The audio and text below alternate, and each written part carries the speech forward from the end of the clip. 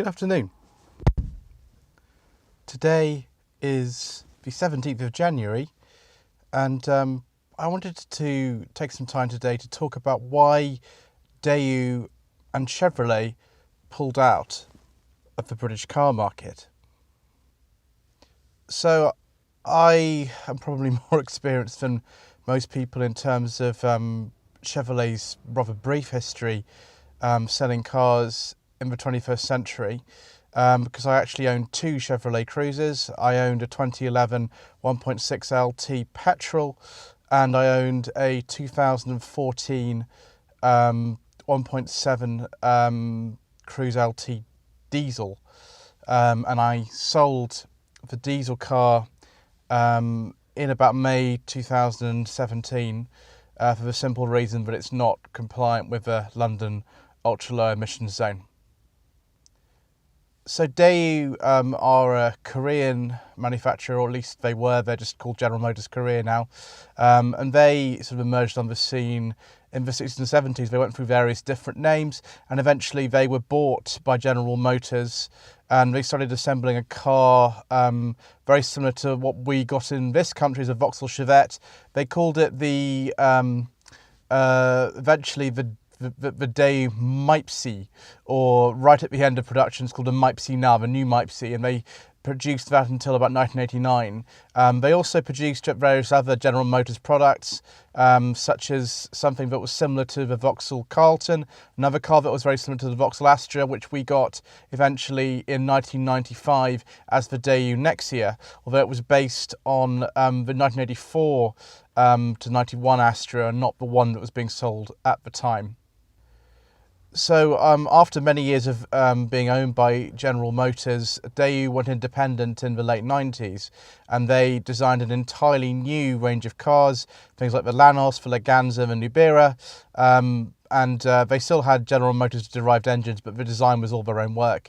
But things didn't really go very well for them, and in 2002 General Motors bought them back, and they streamlined their model range. For a time, Daewoo had also bought SsangYong, and so you'll see very occasionally in this country the Daewoo Corando and the Daewoo Musso, although the badge was bought by somebody else, and General Motors got rid of SsangYong. So after about 2003, Daewoo was again under the auspices of General Motors, and they decided that the Daewoo name was so tarnished with poor quality in many places like the United States and over here, that after 1st of January 2004, all of their cars were going to be rebadged as Chevrolets. Now, this was a very controversial decision because although Chevrolet hardly had sold any cars in Britain for a long time in the early 2000s, it seemed like a really stupid fix. And things like the Daewoo Matiz, the Daewoo Takuma, the Daewoo Nubira, they were all rebadged as Chevrolets, and eventually one became the Top Gear reasonably priced car, the Chevrolet Lacetti, in 2006. And so they weren't really the byword for quality, but eventually they occupied a niche on the British car market just below Vauxhall, who up until 2017 were also owned by General Motors. Chevrolet's got a lot better though towards the latter part of the 2000s, and in the early 2010s they introduced a whole new model range that had nothing whatsoever to do with the previous Daewoo's. Daewoo's were still sold under that badge in South Korea, but the Chevy Cruze that I had was a global car. It was sold and developed in America as well as in China and in Europe, and it was basically a rebodied Vauxhall Astra with the same sort of engines, better styling, more space, lower prices, better equipment, and a better warranty. And so, people who bought Chevys after about 2010 were getting very good quality cars. And this was all going very well for them in a way, in terms of their perception of their brand was getting better, but their sales weren't really increasing very much, unfortunately. So as many of you know, General Motors went bankrupt in 2009, and one of the things they tried to do initially was sell off Vauxhall and Opel, who they'd owned since the 1930s, and that deal fell through, and they held on to it until 2017. But I think around that time they started to think about what they could do to stem these losses they were making. The European operations they had were never that profitable for them. And so in 2013 they took the decision to just retain Vauxhall and Opel in Europe, and pull all the Chevrolets out. And these days Chevrolet is sold in Korea as well. The day doesn't exist.